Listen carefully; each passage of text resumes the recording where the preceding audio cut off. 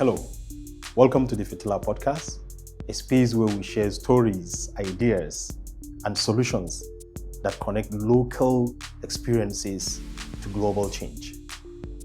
Here, we believe that every conversation can spark light, guiding us toward new ways of thinking about creativity, personal, community, and national development. I am Ms. Baho El Hamza, host of this podcast. And today, I'm glad to be joined by Abubakar Sulaiman, who is a writer, researcher, and cultural critic, whose work explores identity, race, and society through the lens of sports, literature, and everyday life.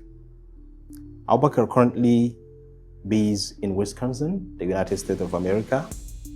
He brings a unique voice that bridges northern Nigerian experiences with global conversation. Well, Abubakar, thank you so much for agreeing to do this with me. It's my pleasure to be here. I am so excited to have you as my first guest. Are you aware of that in the Fitila Podcast? Yeah, that's interesting. I'm happy to be the first person to appear on your podcast. MashaAllah. And I can recall that we were supposed to start this last year. I told you I have this plan of starting a podcast, and you were supposed to be my first guest. But then, as fate will have it, you left the country before we could start. Yes. And now, when you're back, here we are together. Yes. I'm excited. Hope you're excited too. Yeah, I'm excited too. Thank All you. right. So today our conversation is definitely going to be something. It's football. Yes. One thing I promise my audience on this podcast is we're going to talk about different things from creativity, development, education, etc. But unlike many other podcasts out there, one thing that will make us stand different is we're not going to be talking about problems, but solutions as well. Solutions could be how we see the world, how we view the world, how we perceive things, etc. So the topic today is football. Yes. Your journey from Kano, from the streets of Kano to Wisconsin in the United States of America, have carved you a kind of a unique vintage point in football, I may say. We're going to talk about, I've read some of your articles, some of your posts, critiquing African model of football. But before we go into that, could you take us through as to at what point in time in your life did you begin to see football as different than just a game in the pitch, maybe 90 minutes on the pitch? At what point in your life? Okay, so before I start talking fully about soccer, let me use the language soccer, because that's how people call it in the United States, even though we have this kind of civil war between the US and the rest of the world about whether it's football or soccer. I initially told you I'm Malam Abubakar, not Mr. Abubakar, and you didn't challenge me about that.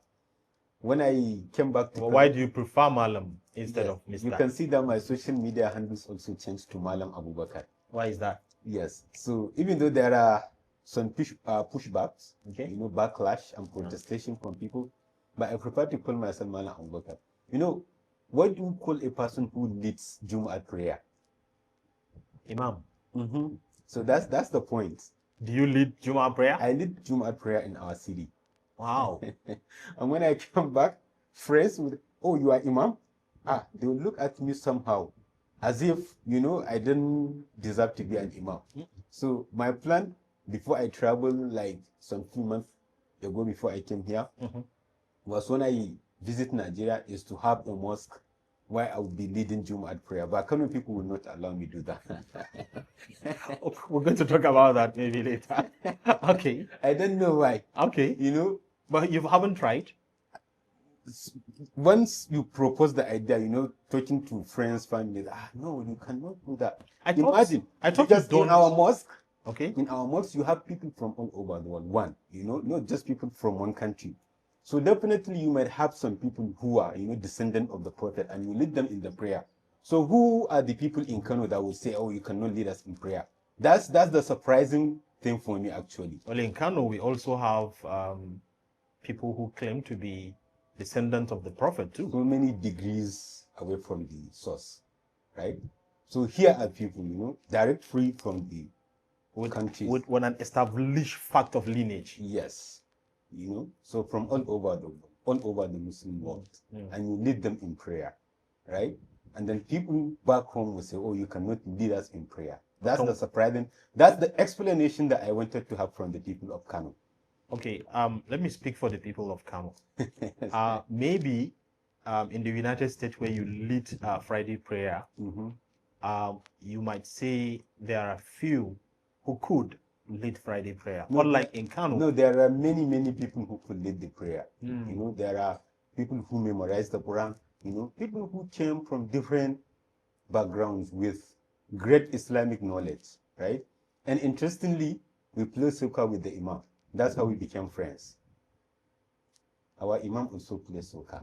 So in Kano, also speaking for the people of Kano, in Kano we might say, you don't come and tell us that we should appoint you Imam of a prayer, Friday mass. We identify you, get the space, and then make you one. In fact, you start from comes to Salawat, leading the daily 5 prayers. And then when we identify you, we know that you are qualified, maybe from your exegesis and other religious activities, that we can say now this one is qualified to be an Imam. Yeah. You are not one. Are you? I mean, you don't need to do some tafsir or whatever before you become an Imam. I've been leading, 5 daily prayers in my neighborhoods. When the Imam is indisposed, I'll just fill in, do the prayers, and you are done. You don't have any problem about all of these things. I mean, Kano people have this sense of, I would not say, it's somehow moral superiority, right? So they feel like, oh, we have to, a lot of gatekeeping. For the record, you are from Kano. Yes, I'm from Kano. You are a son of soil in Kano. Yes. You're speaking as a Kano man. Yes. I am trying to make this clarity so that people shouldn't judge you as somebody speaking. Sometimes I actually am not afraid of, what people of Kano will say, right?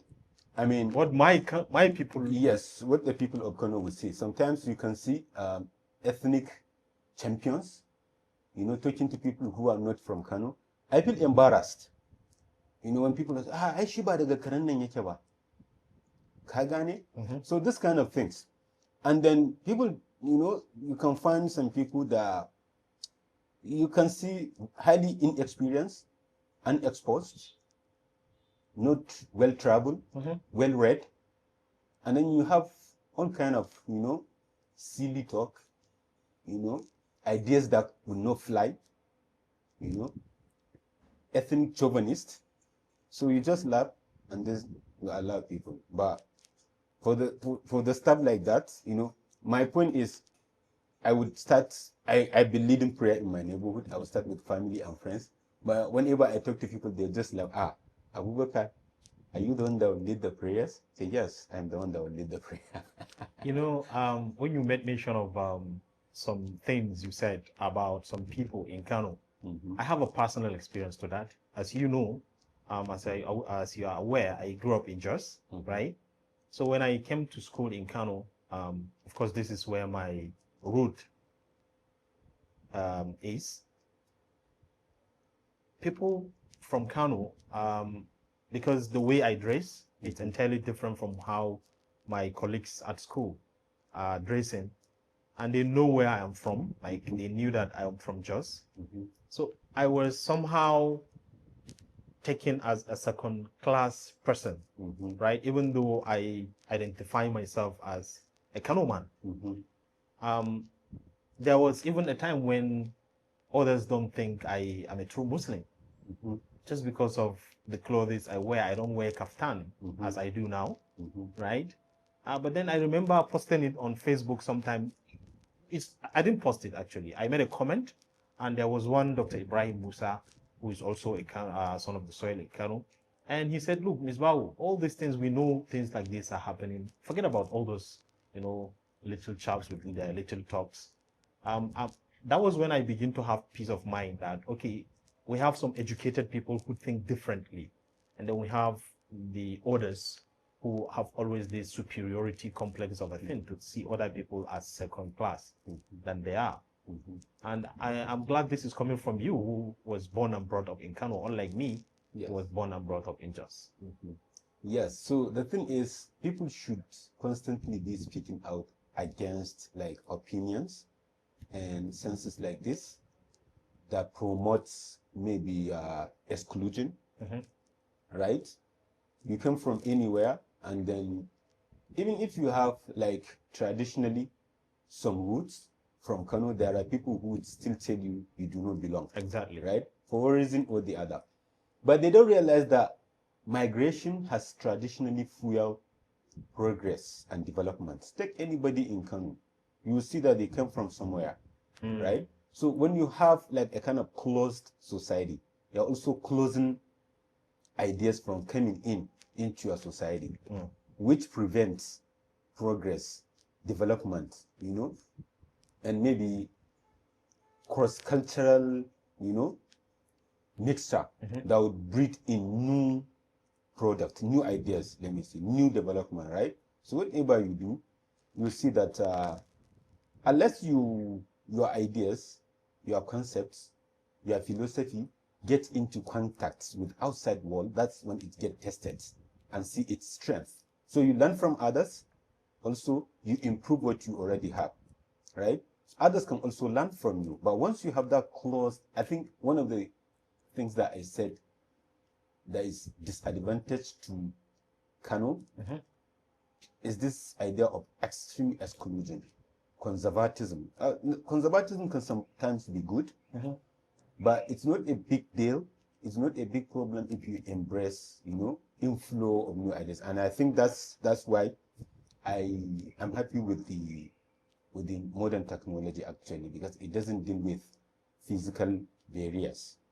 Information flows from the outside, you know, bypassing and circumventing the gatekeepers and like other people. But I want to challenge a view of maybe the idea of welcoming people from outside, something like that.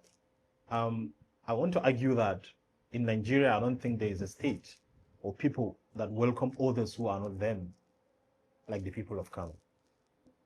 Yes, you know, of course, when you compare with other states in Nigeria. Because if you look at history, for instance, like how even Kano was formed, you've made mention of it that if you look critically into the history of Kano, you would see that the people that formed Kano are usually other people from outside Kano, right? Yes. So if you look at from the time people in different fields, you see their origin came from somewhere, right? Yeah. So you can, you just look at the pages of history you read and you see these people have their origins from elsewhere.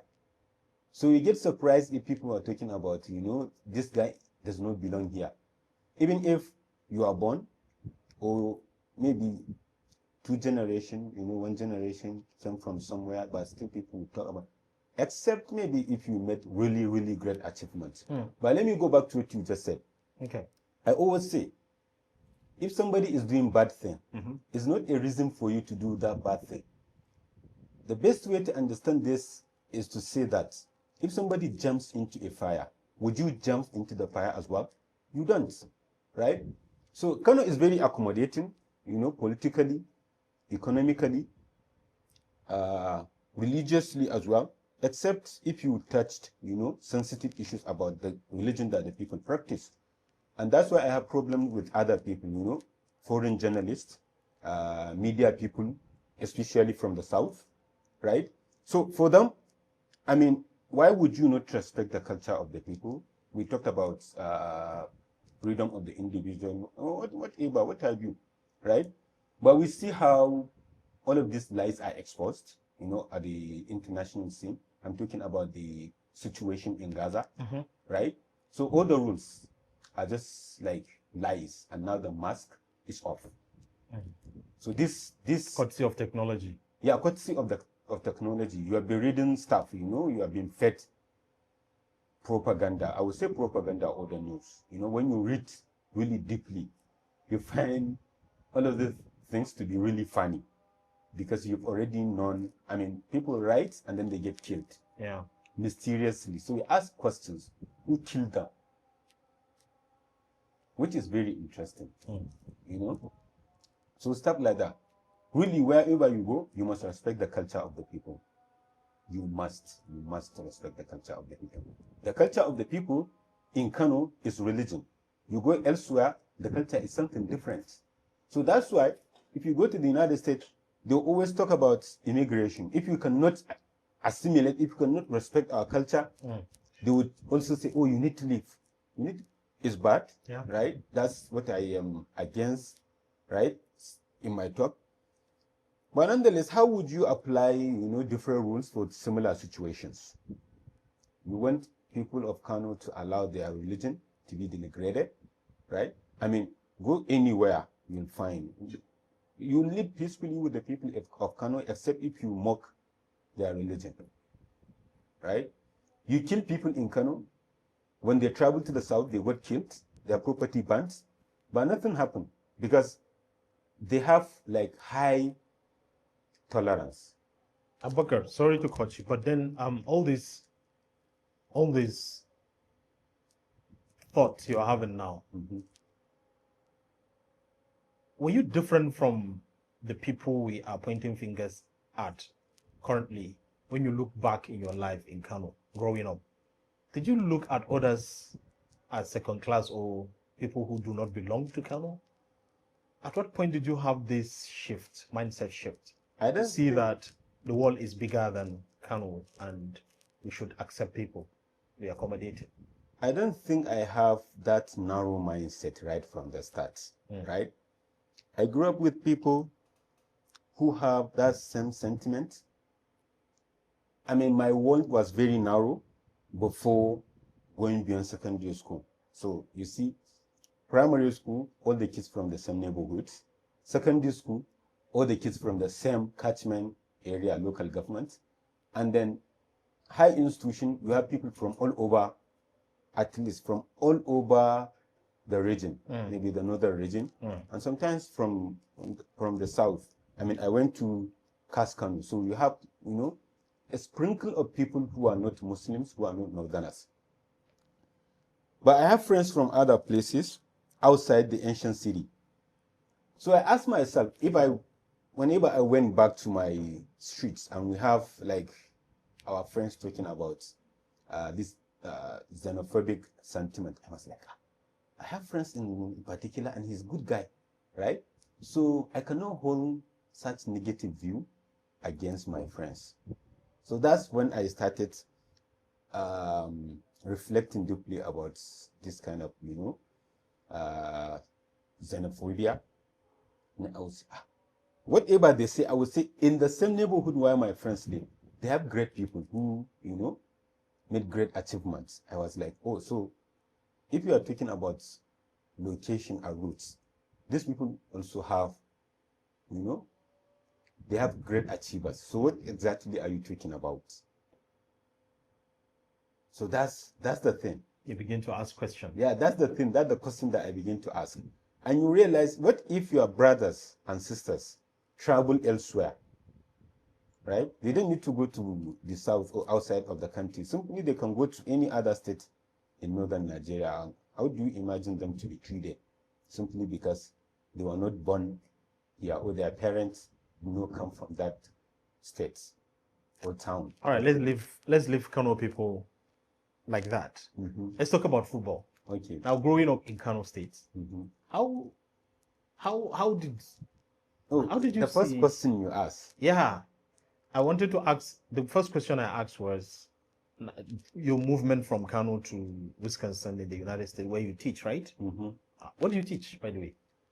So I mean, a lot of people simply think I teach classes on soccer, but I would say I teach literature, cultural studies. That's what I know, what I've known you to be, like literature. Okay. So I teach literature. I teach classes on cultural studies, global blackness, right?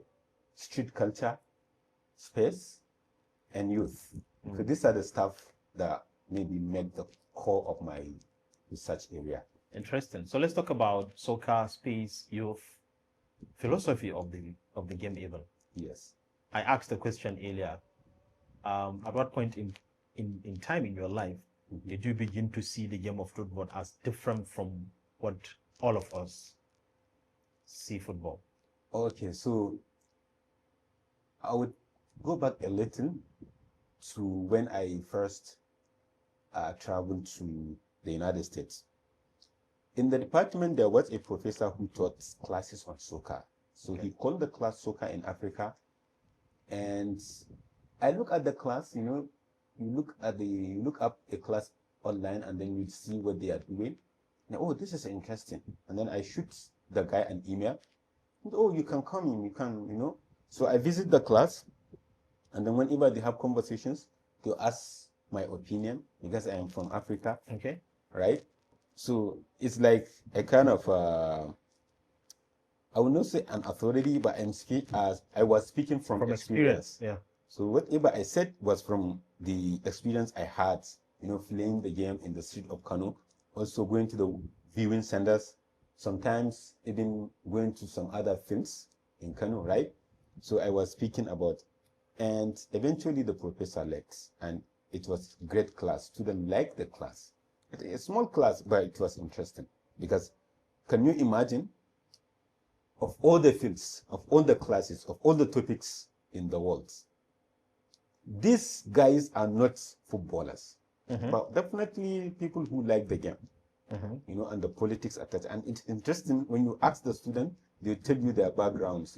I like to ask the background of my student, especially in that soccer class, so you can tell that they came from somewhere. Because soccer is not natural to the United States. The United States is not soccer, what you call football nation. So mostly these students, their parents came from elsewhere. When he left, there was a chance, an opening to teach a class in when was World Cup? Is it? No, 2023. Okay. So I proposed to teach the class because I started reading a lot about after I discovered a lot of interesting thing going on there, not just the field but outside the game, what happened. And then the department accepted, and then we advertised, and we have enrollments students from all over the world, right? And it was really interesting. The kind of conversation that we have in that class was really interesting. So that's how my interest in intellectual study of soccer began. When you share your perspective from Africa, from Nigeria, from Kano to the class when that professor was around, and to the time when you started leading the class or teaching the class rather, what were the things that you see that you discovered to be what is the difference? What are the core differences between the African football model and the European or America's football? I asked because I read one of your articles, one of your blog, and you talked about Southern America, Brazil specifically, and Argentina, right? You made reference to them where Africans can learn more from them because they are not Europeans, right? Tell me, what are the core differences between African football model and that of the white man? Oh, this is really interesting and a very, it will require long answers, but I will try as much as possible to give as short answers as please. I'll speak as much as possible. Please. So the idea of colonialism, creating the world in your own image. In 16th, 17th centuries, Europe set out to dominate the world. So in technology, in fashion, in education, in everything, including soccer, with the colonization of the rest of the world. So after some times, there was the idea that the only real football is European football, right? Right from the start of the World Cup. Which is interesting when you look at the maiden edition of the Cup, that there was no African or Asian countries. So Europe, imagine the world, when they say World Cup, they mean only Europe and South America. South America, because you have European migration with people with their European ancestry. So somehow they were considered Europe, even though you have black people, in some countries. So the idea that only European football is real football was smashed with the first with the Maiden edition of the FIFA World Cup. Even the composition of the FIFA itself, you will see who are the leaders, the president. And then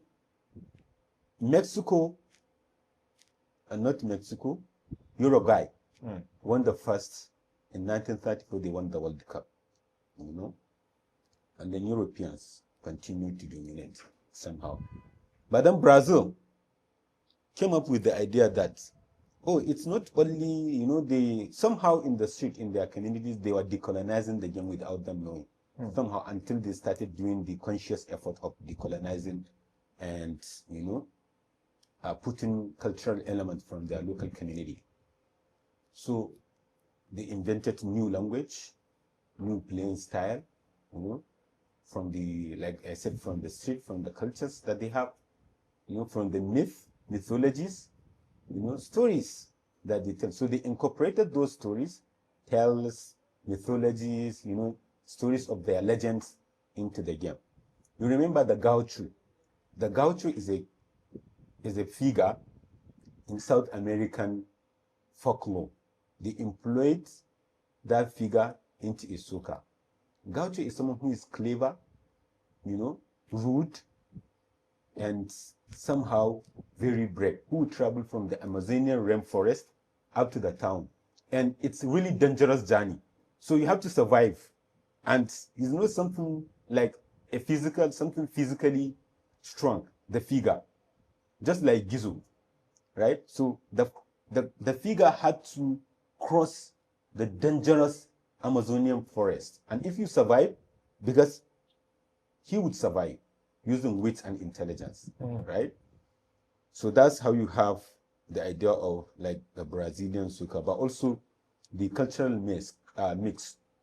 You have different kind of races in Brazil, different kind of skin tones, right?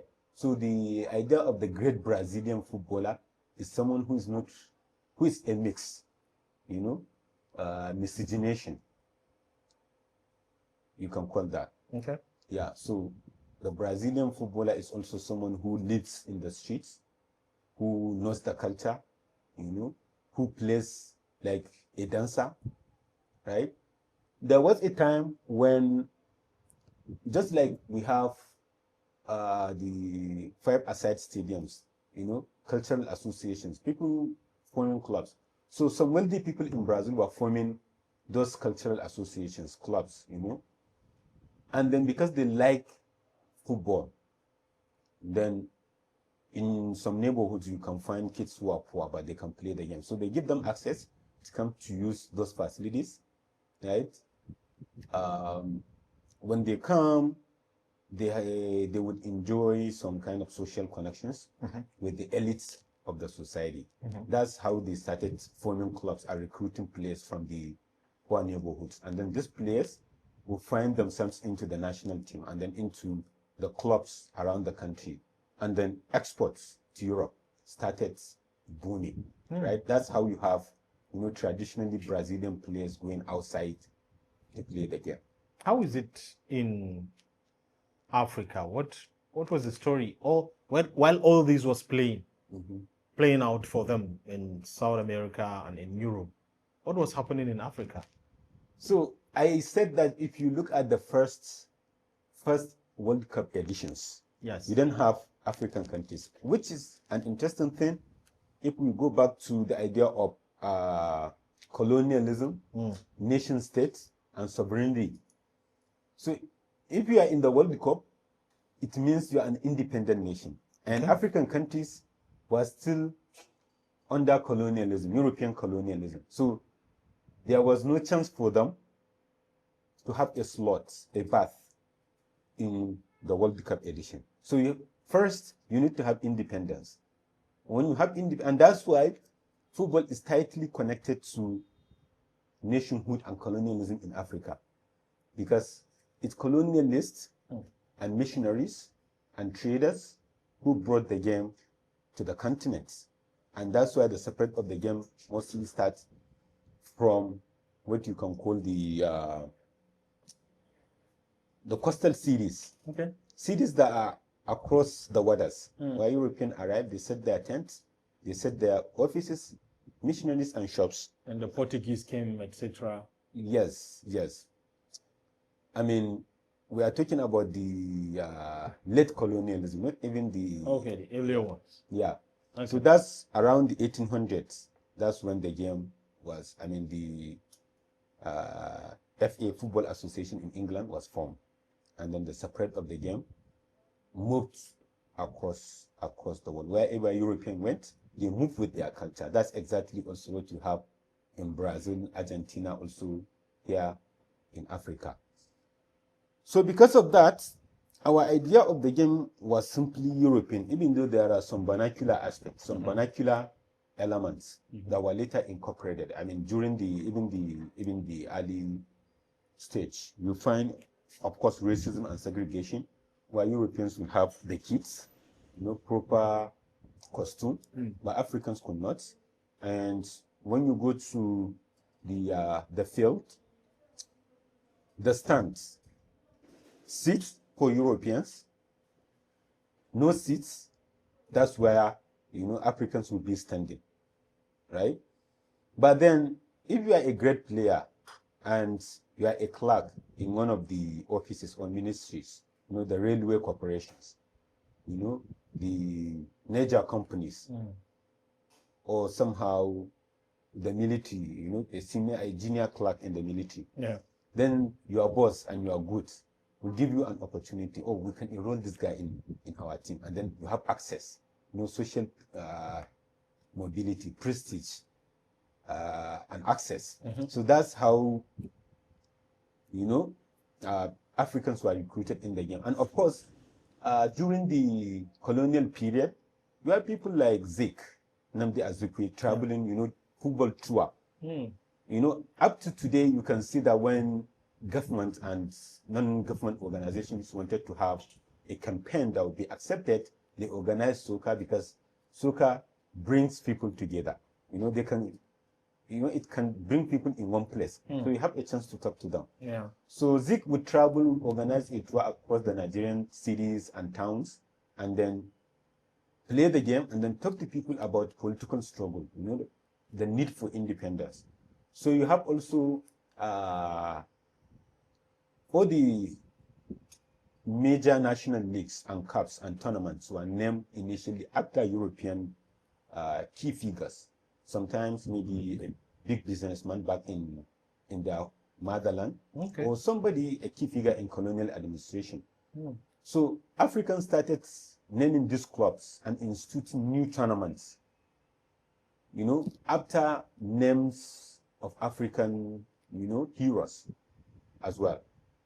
So you have similar things happening in Nigeria, in Ghana, in Sudan, in Egypt. Meanwhile, in South Africa, you have the apartheid going on. So that's exactly between the 1930s and 1960s. Africans were not represented in football. And in fact, when Africans, that would be a surprise to you. If you ask people, do you know how UEFA came into existence? UEFA, because UEFA was barely created around the 1970s, the European Football Association. So, like I said, Europeans, you build the world in your own image, and the world operates that way. So Europe saw World Cup as a tournament representing themselves and some few from South America, without Asia and Africa. So when these countries were gaining independence, there was a lot of tension and pushback and gatekeeping from European officials. Stanley Rosso, and the rest, who were the first president of FA. And then, because English Football Association were the mother of all associations, so they were deploying their technical expertise while giving initiative rules for the world, for the game globally, and for the World Cup itself, for the FIFA, I mean.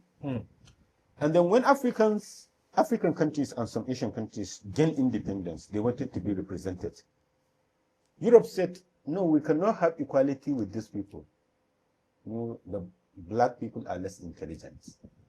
We cannot, no, we need to build something different. And that's why up to today, UEFA is more prestigious than FIFA. World Cup, yes, World Cup. But Champions League is more prestigious. So they said, oh, because these monkeys arrived, we leave it to them. Let's create something unique that everybody, and that's why once it's Champions League, once the league started, all over the world, street of Kano, everywhere, attention will be paid to Champions League. Even if there will be maybe AFCON, even if there will be some other games locally, people will not pay. They'll be talking, you know, if I ask somebody from Kano to mention the first 11 for Kano Pillars, it's hard for them, you know, when the league will start. Until recently, you know, when there was some, you know, development in the local league. All right, before we go into the development in local leagues, you try to link colonialism to football, soccer, and you talked about how European tends to shape the narrative about football according to their own ways of doing life, etc., etc. I was wondering, because growing up, not long ago, actually, how many decades? 2, 3? I knew of the perception that here in northern Nigeria, we tend to see football as something that is forbidden. All right, so I wanted to. Okay, our mugs are here. Oh, nice. Yes, please. Thank you very much. Welcome. Take a look at our mug. This mug is for the Fitila Podcast, and they just arrived. And you can just keep them here. I hope I will go home with one. Sure, of course. One. This is yours. Thank you. This is yours. You can go home with it. And we have a jota. After, we can also give you that. Okay. Yes. So it has to be after the conversation. You completely and 100% lost the shot you have not taken. If I just kept silent, I would not get this one. I say, let me try my luck. Whether you talk or not, we're going to give you one. Okay, because we have a bunch of them for each. It's purposely not for show. Oh yeah. It's for our guests. Every guest that we host here would go home with one of our mug, a jota, etc. I would travel with this to the US. That's fantastic. Please do. Yeah. And we have our social media handles there and our email. So maybe if anybody wants to be in the show or wants to recommend someone or want to sponsor an episode, they can just email us there. Yeah, that's interesting. Yeah. That's nice. Thank you so much. So back to our conversation. When we were growing up, I knew 2-3 decades ago when football is seen as something like an abomination, if I may use that word. Like here in northern Nigeria specifically, we see it as, can I say haram? Or something that at least should be avoided. That is frowned upon. Frowned upon. Thank you very much for the word. So, it's there a role of religion in football? Did you find anything closer to that? Yeah, there is a lot of influence of social orientations and religion. And every morning when kids in my neighborhood, the younger ones, when they went to play football and they came into our house to pick the bag, their soccer kids, I smile in my mind. I look at my father, because our house is now the headquarters, where we keep the things, the whole, yes, is where they keep them. Because I have a little brother who was also part of the team, so he keeps, the things for them. In our days, we cannot even keep our shoes, or even the shirts and trousers. So we have to, give them to other kids, whose parents were not really, that was not as strict as our parents when it comes to soccer. But now, our parents will see, our father will look at this kid and he will come in front of him, pick the bag. See, time has changed. Time has changed. Right? Yeah, so that's the thing. I mean, there's a significant role the religion plays in soccer, and it's part of the area that we study. The whole topic that we covered in one of the classes is religion and soccer. We talking about religion and soccer. Yes. You treat that with your students? We treat that with the students. So what is Islam's view of soccer? So we don't go deep, but from the perspective, we just look at it from the surface. The idea, the story that it was the head of one of the prophets. Companions? No. Is it the Hussein or during the Karbala? Yes. His grandchild. Yes, grandchild. So during the Karbala war and so on and so forth. So you just bring that story up, and from there it was thrown up. So the story was that because of the war, it's an unfortunate thing that we really don't want to be even talking about in Islamic history. I know from surface that he was beheaded. The grandchild of the prophet was beheaded, and those who beheaded him start kicking the head. So yes, that was the narrative that I used to also hear when we were growing, that this football initiated from that. That was the beginning of football. Yes, so one of the narrative. Second, in Islam, there are specific games, that Muslims were allowed to play because you don't need to expose some parts, nakedness, riding horse, swimming, racing, and bow and arrow. Arrow, yeah, right? And is it? I don't know how to put it. The way you practice fighting with machete, right? I think part of the list. Okay. So nonetheless, Christian missionaries came. They came with the game.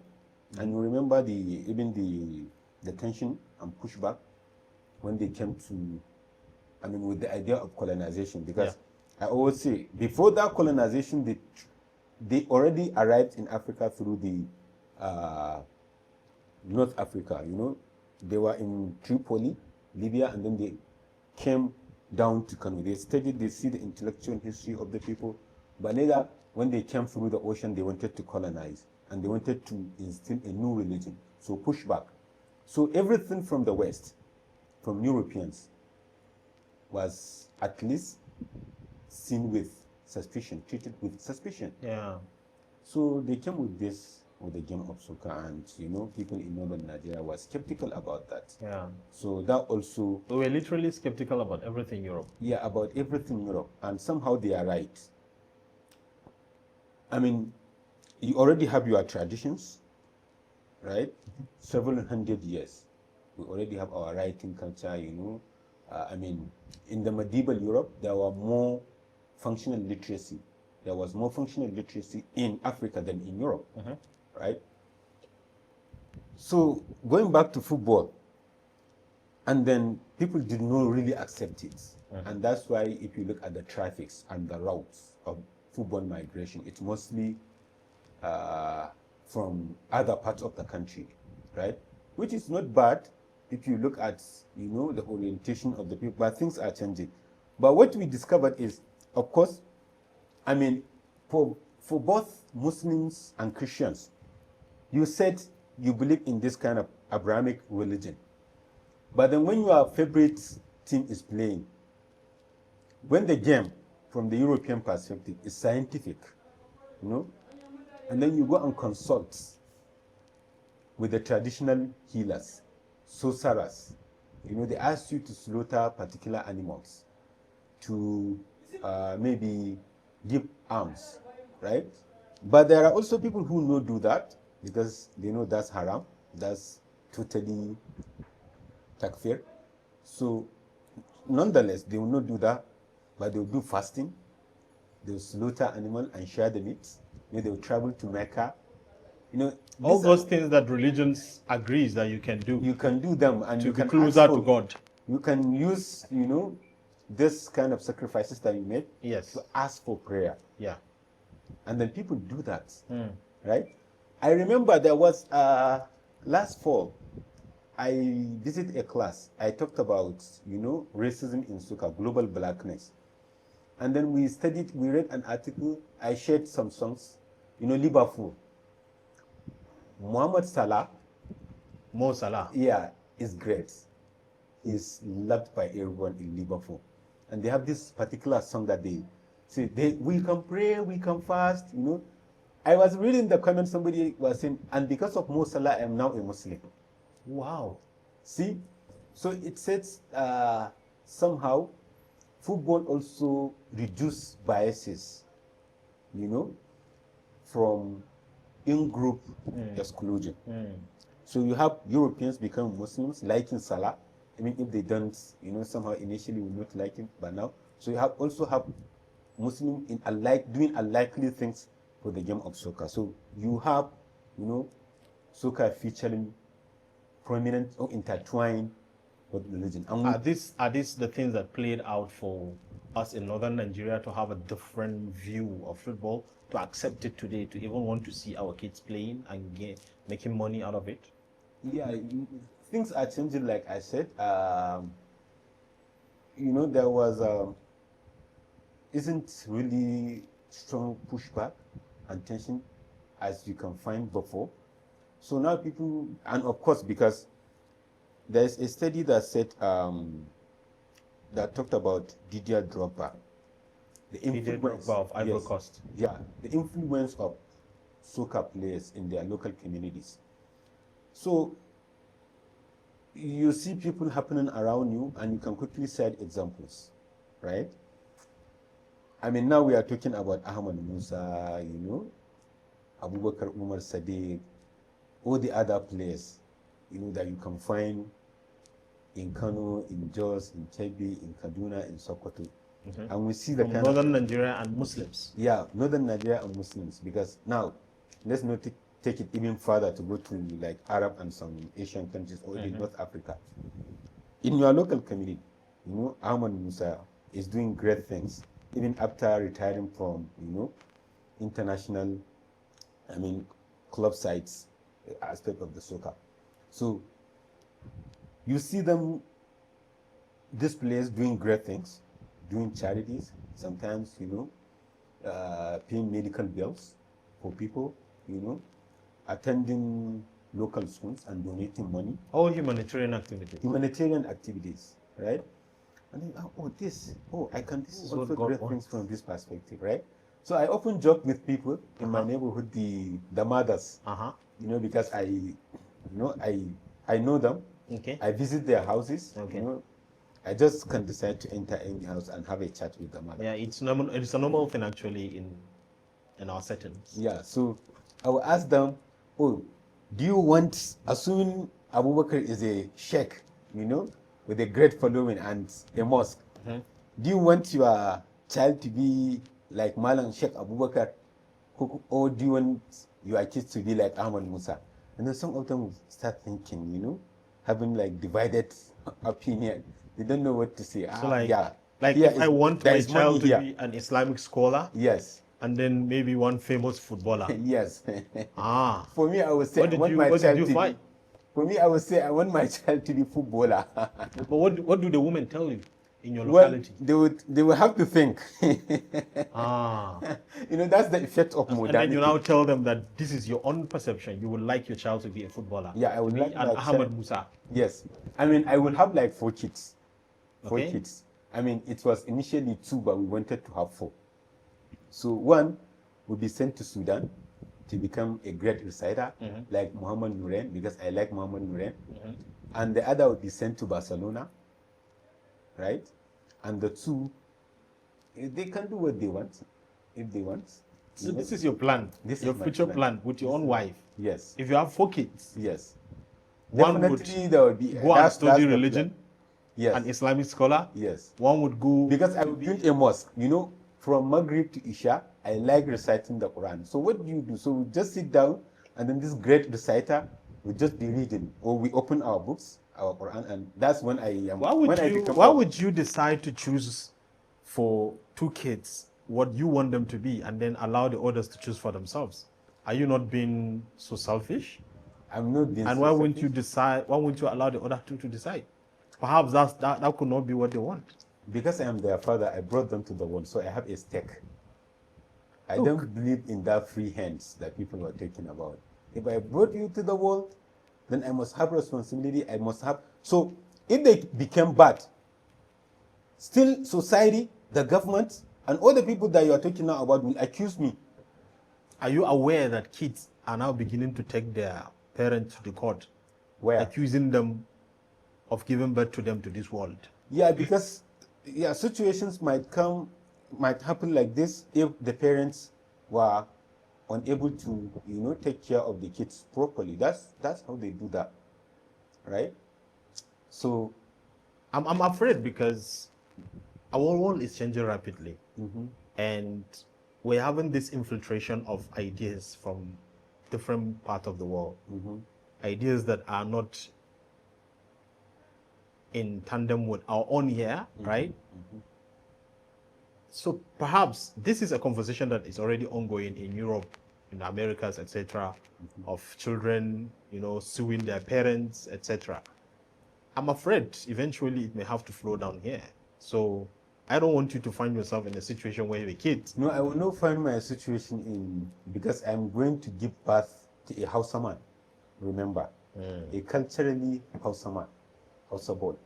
Well, now that you brought about giving birth to a Hausa man, I once read, this is going to be personal, and if you don't mind sharing, fine, it's okay, we can move. I once read about one of your pieces. I read you a lot. You were once in a relationship with a white lady. Yes. Sorry, a person from a different country or continent, I may say. I think she's from Ethiopia. She's from Ethiopia. Yes. Was she a Muslim? I remember it's that lady that took me to Ethiopia. Normally. Oh, you went to Ethiopia? Yeah, I went because of that lady. I went to Ethiopia. Tell us about her. My last trip, actually, I had to have like a stopover in Ethiopia, and simply because of that lady. Did you see each other? No, we don't. So since we started this conversation, this is the only time you smile, like you laugh. It seems like there's so much to it. I mean, I liked her. She liked me. But we just discovered, some kind of, there'll be some problems if we do that intercultural and international marriage. Everybody has their vision. So we just have to, force ourselves to forget about that relationship. But we like Is it possible? Is it possible? It is possible, actually, if the visions that you love. have, can you forget about someone you ever loved? You cannot. And it's a trauma that continues to accumulate in you. I agree. Yes, so you just have to live with that reality that you wanted to live with somebody, but you don't. So there's nothing that you can do about that, except maybe to just move on with your life. All right, I understand you're trying to create a kind of a blockade for me. You don't want me to push through. It's all right, I understand. And let's come back to football that we're talking about. Coming back to, there is also something you talked about, which I hardly see or hear people talking about when they're discussing football. Time, space, philosophy. What is all these things about football, time and space? Oh yeah, this is interesting because in one of the pieces that I wrote, after each class I write reflections. So I wrote a reflection after teaching a class on soccer in Africa and the rest of the world because it's always interconnected. So the question I ask is why a small European nation will beat a big African country like Nigeria, Senegal, Morocco, and so on and so forth, right? So you ask yourself, I started asking these questions and I wanted my audience, my readers, to also reflect on this kind of questions because we just go to the fields and then we get defeated or we win and then we just leave it that way. But there will always be in some serious countries or people who take these things seriously will reflect and write stuff. And people were really surprised when I talked about football philosophy and theory. So you have the field, you have the players, but you also have the culture. So you go back into your culture, into your history, and shop around theories and ideas and use them to play your football. People were talking about tiki-taka, the champagne football, which is the French style of football, right? The German machine, you know, the total football, the La Nuestra in Argentina, and oh my God, the Brazilian one. Oh my God. That basically said, football, pleasure for the eye, and joy for the soul. Wow. Yes. Is it for the player or for the viewers? So for the Brazilian, playing philosophy is for the player is an entertainer on stage. So the audience, the spectators, are watching that performance. So the game is to give pleasure to the body, to the eye, and joy to the soul. Right? Samba. Jogo Bonito. That's Jogo Bonito. Who is he? That's the name. Just like we said, that's why I am trying to deploy, local theories into our game. So when they say Jogo Bonito in Brazil or La Nuestra in Argentina, they simply like tiki-taka, like the German machine, the German football. Massive defense, massive attack. But that's mathematical. So our conception of the universe is basically two. When we are talking, the fields, you see fields. But somebody like me is simply seeing geometry. So in the game you have shapes, different kind of shapes. And that's why you can contract and expand the space. So everything is just calculated. That's you mean the pitch that I see can be expanded and contracted? Yes. How is that possible? And that's why if you are playing football with professionals, you'll imagine that the field is, is way more than the actual meters. But it's the players doing the movement. So when you say Jogo Bonito, it's a kind of soccer player that entertaining, very beautiful. That's why we see the beautiful game. For the Brazilians, you have to score the game, you have to win. But you have to win with incredible creativity, and pleasure. You have to entertain the audience. You just can't go like and simply score. Yeah, so you have these generations of players, iconic Brazilian players. Start with Pelé, Garrincha, Roberto Carlos. That the defenders. But other players, Ronaldinho, Kaká, Rivaldo, all the great players from Brazil. So you have, Neymar as well. They entertain viewers. Yeah, so when you look at Argentina, you have these great players, also Maradona, Riquelme. Once in a while, there will be, tradition. So Maradona, Riquelme, now you have Messi, right? So the classical, we call them the classical 10. But they came from different states. But how do they, have the same playing style, the same idea, the same, what we call the spirit of the nation? So we then have the spirit of the nation in the kind of games that we play in Africa. Super Eagles that I knew growing up, the likes of Kano, Okocha, etc., and even those before them, we believe they had the country at heart when they play, unlike the team that we have now. So when you were talking about the philosophy that, is it Go Bonito, what was the word? And then the tiki-taka of Spain. I think I know about that tiki-taka when I was reading before in my preparation for this interview. And I saw it's a kind of short passes, constant movement, etc., etc. So I was like, this is a different thing I see when our people are playing in the Super Eagle. You see us playing very slow, very slowish. But then when you watch the Europeans, you will see how fast they move and how, their short passes, before you know it, they have made an attack, they have come back for defense, etc., etc. I was like, what is happening here? I know probably this is what you're talking about when you talk about philosophy in the way we play, in the way and manner we play games, right? Yes. So the thing is, whatever is empty of philosophy is empty of its soul and spirit. And African football, I would say, really doesn't have that kind of philosophy and theory underlining it. We have, great resources that we can employ from our traditions, like what? Our cultures. All right, so we have the Ermandu, right?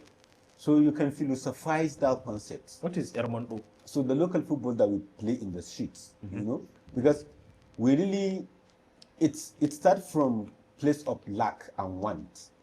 Just like in Brazil, the kids in the streets don't have resources like their European counterparts, but they feel strongly about their ability, about their culture to say, oh, we have an alternative playing style, right?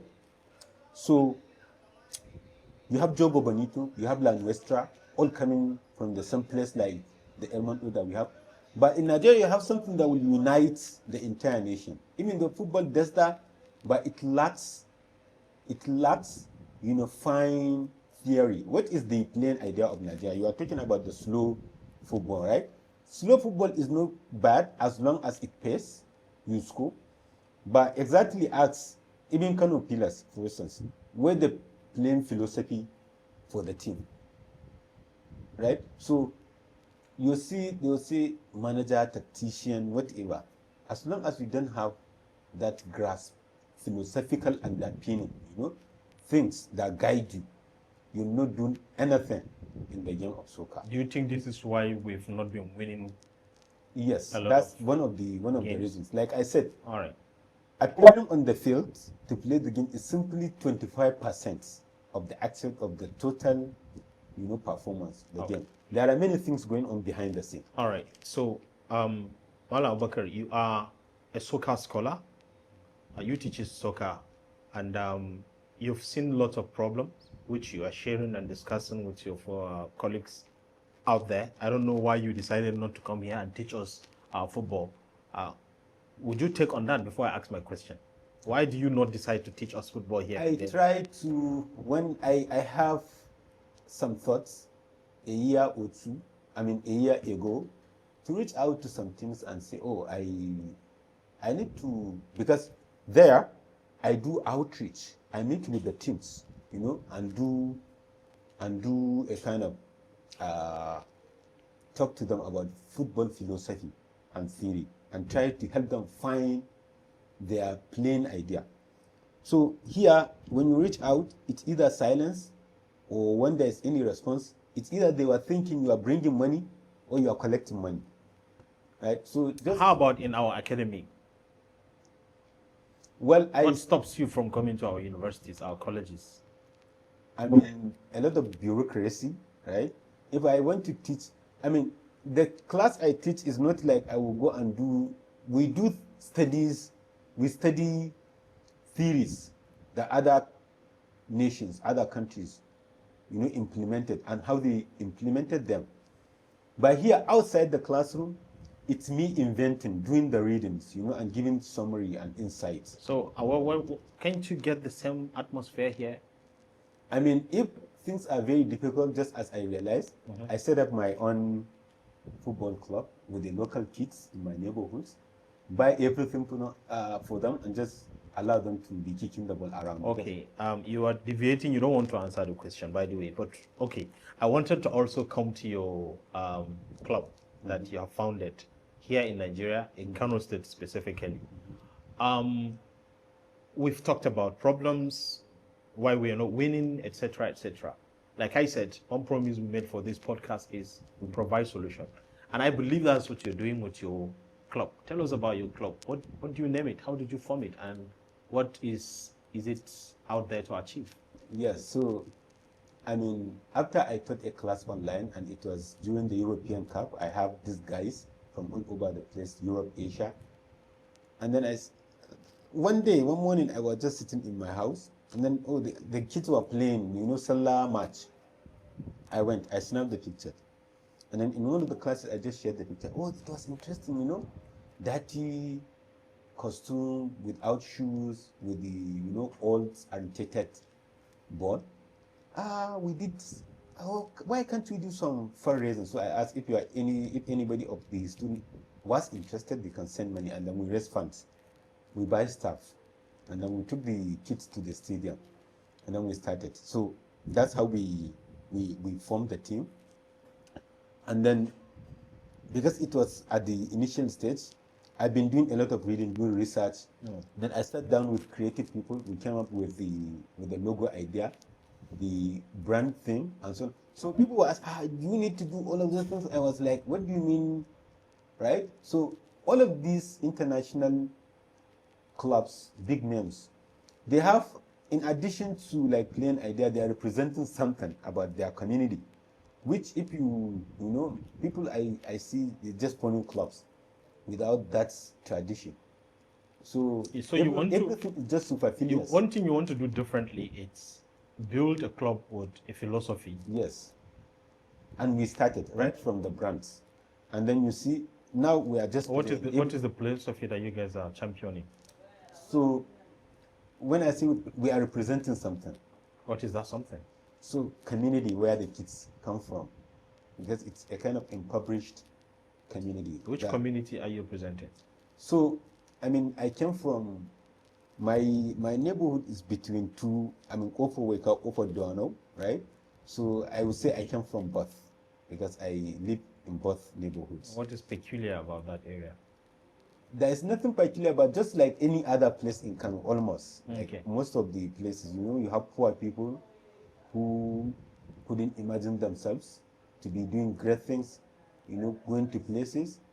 So my idea is, I mean, if you go to very few people from neighborhoods having access maybe to play in Kano Pillars, let alone the national team, right? And the idea that if you go to Brazil, you have these poor kids dribbling around until, you know, they find their way into the national team. So here, it's a bit very difficult, very complicated. So we want one of the kids, like some of the kids, to have maybe a big break someday. And we are not just reliant on soccer alone, because I know only 1% of the millions of players across the world make it to the top professional league. Oh, so what other things are you doing? So we said, for you to be in our team, you must be in school. So some kids, you have people coming to say, oh, I asked them, who is not going to school? Who is not enrolled in school? We go back to, we ask their parents, we pay the school fees, you know, we buy new clothes, and then we send them back to school. But we said, whenever we are playing, tell your mother, no makaranta allo, no Islamia, no IK. No conventional school. No, nothing. Just I mean, we play mostly when there is no schooling, but parents will always have something for the kids to do. They will say, if you want your kids to become sheikh, you know, you don't interfere with the learning process. You tell them? I tell them, if you cannot. If you are doing our thing. So in the can I say recruitment process, do you involve the parents to give them those conditions that you have? No, we'll give you everything: the shoes, the training kits, and then the kit for the matches. I mean, do you involve the parent to say, okay, these are our terms if you want your child to be with us, or you just identify the kids on the street and then just take them? No, the kids, you know, every neighborhood have their own kids. We call it a neighborhood game. So every street. So the kids came from one street almost, right? So I know, like I was telling you, I know the mothers, the parents. So I would just, when they are out, we just... So these are already boys that have shown interest in playing football. You've seen them playing. They already have their own team. Existing team. Okay. But they are just playing without, you know, just like shiftless and aimless, just like everyone else. And then we brought the staff. You know, we allow the coach to continue. Oh, you continue. Whenever they need anything, they approach me and I give them, right? But the only thing that I want to experiment. You know, in the class that I taught, I also formed our in-class team. We wanted to play with the school team so that we can test the theories that we read. But unfortunately, the calendar for the university club was already full and it was getting into winter, so we cannot play in the snow. So this club that you founded in Kano, what's its name? Chimbingiwa FC. You see from the name? Yeah. It's recently people that were naming their clubs after their neighborhood, but initially it was, you know, European clubs. And when you say Chimbingiwa? Yes, FC. What are you referring to? So we have to think deeply. You know, I have to consult with friends it's not just me waking up, and that's the thing with people. It's not just me waking up and naming this club. No, I did a lot of research, and when I came up with names, I sent them out to friends to critique, and then we decide, this. Then we match some names. We did a lot of editing, remove this, add this, and then we eventually came up with FC Timbe. How are you funding the club? So, the funding comes from my pocket, and mostly whenever I have a chance for the students that I teach in the university. So I ask them, if you are really interested, and we write a report about our finances, because if somebody gives you money without asking, courtesy, out of respect, you have to tell them how you spend the money. So we buy the materials and we have the pictures and everything. We write in the email. So you are getting support from others? Yes, support, but not, 90% of the funding comes from me. For instance, now how many kids do you have in the club? So we have about 20 kids. And since when did you start? 2023. 2023? Yes. For 2 years now? Yeah, 2 years now. So what stood out for you? What do you think, what is an insight for you so far from this experiment? What do you think others can learn and maybe try to replicate elsewhere? So people can be really interesting and weird. They were thinking I would just start, exporting the kids into European clubs, which in our studies is a kind of new slavery. It's a great, there is a great literature about new slavery in soccer, exploitation, but that's not what I wanted to do. I wanted the kids to have a future even outside football. But when they play, they have to play differently from the rest of the clubs in Kano and in Nigeria as well. So we wanted to make this big name across the continent with our unique playing style, right? Like I said. So, their age is not up to that point where you start, pushing theories into their heads. Just allow them. And that's, like I said, football, if you know it, is very simple. Anytime I go to play the game to practice with my friends in the neighborhood, I score. They were surprised. No, there's a range. Once you kick the ball, it will just go. Nobody can stop it. And that's why you have people like Messi, It's not by magic. If you know, this is simply the reality. So managing the team, who manages the team? Because you travel back to school, right? Who manages the team? I ask because I know leadership plays a very important role in things like this. And when I talk leadership, I'm talking about the coach.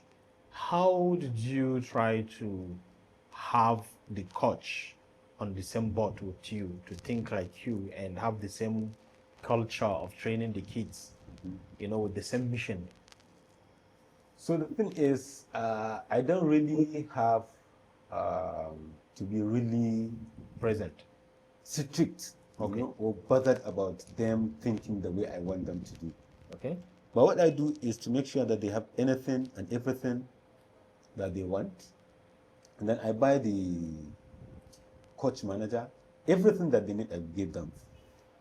So I want them to grow up a little bit, and then we start doing the thing, the theory. So mostly if you take great teams like Barcelona, they really don't do a lot of practice.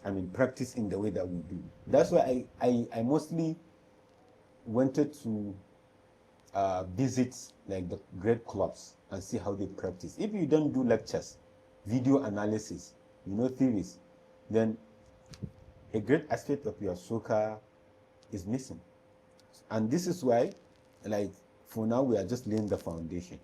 Once everything is settled, like I said, they have their own coach. So you remember, you have a coach, you have many coaches, under that, the manager that we see that do a lot of things.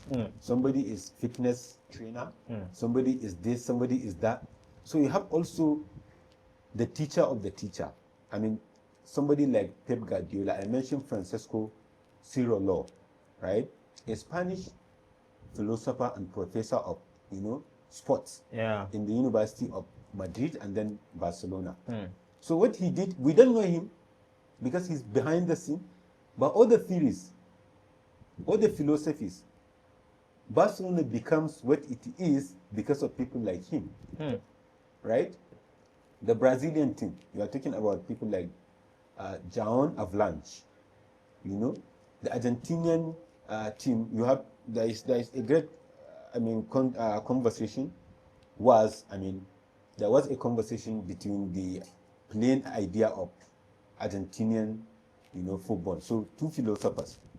One is conservative, the other is just like using freedom to play the game. So we have a lot, in our sleeves, and then eventually. I'm excited already about this initiative, your foundation. Actually, I would love to go see these boys and how they play. I don't know. Do you have an age range of the boys you select to be in the team? One of the criteria, just so mostly from 10 to 15, but it's now they are getting to that 15 year. Yeah, because right? Because 2 years from 15, now. 2 years rather. Yeah, from 15, that's when professionally you can play. All right.